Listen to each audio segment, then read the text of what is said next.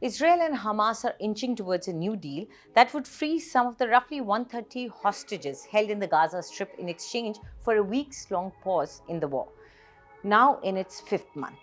US President Joe Biden says a deal could go into effect as early as Monday, ahead of what is seen as an official deadline, the start of the Muslim holy month of Ramadan, around March 10th.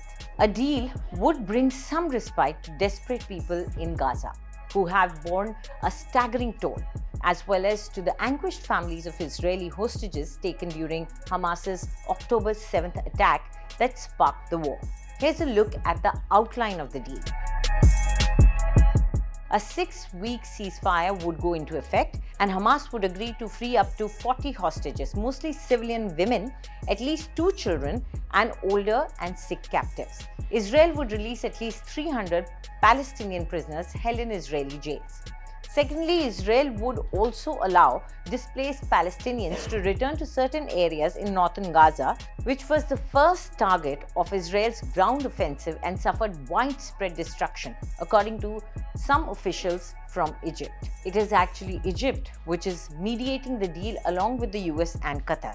Aid deliveries would be ramped up during the ceasefire, with 300 to 500 trucks entering the beleaguered territory per day, far more than the daily average number of trucks entering since the start of the war. The deliveries to areas across Gaza would be facilitated by Israel, whose forces would refrain from attacks on them and on police escorting the aid convoys. But there are also some sticking points. Despite Biden's optimism, both sides continue to posture ahead of any final agreement, even as talks continue in Qatar. Both Israeli and Hamas officials downplayed any sense of progress. Israel and Hamas have been far apart on their terms for a deal in the past, dragging out negotiations that appear to have momentum. Israel wants all female soldiers included in the first phase of hostage releases, according to an Israeli official who spoke on condition of anonymity because of the ongoing talks to AFP. Hamas views all soldiers as more significant bargaining chips and is likely to press back on this demand. The female soldiers were at this point being held off until after the first release. The two sides are also discussing how many Palestinians would be allowed to return to northern Gaza and whether to limit their return to women and men over 50. Talks are also pinning down which areas of Gaza that Israel would withdraw troops from. Israel wants Hamas to refrain from using those areas it left as staging grounds for attacks. It also wants Hamas to stop firing rockets at southern Israel. Hamas has so far rejected both these demands. The emerging deal leaves a door open for Israel to operate in the southern border town of Rafah once it expires. More than half of Gaza's population has fled to the southern city on the Egyptian border.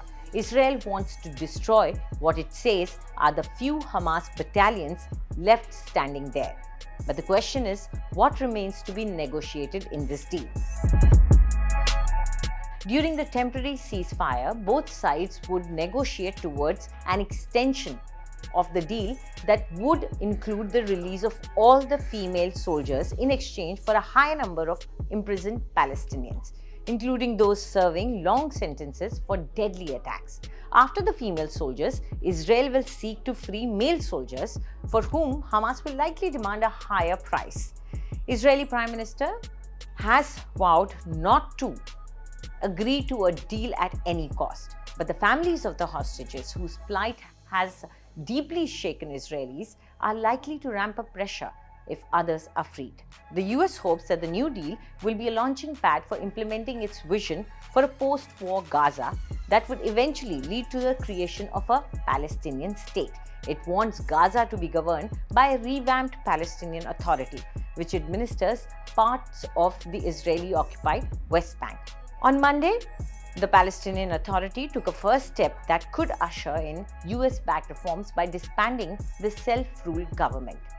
Israel wants to retain overall security control in the Gaza Strip and has rejected having world powers impose a state on it.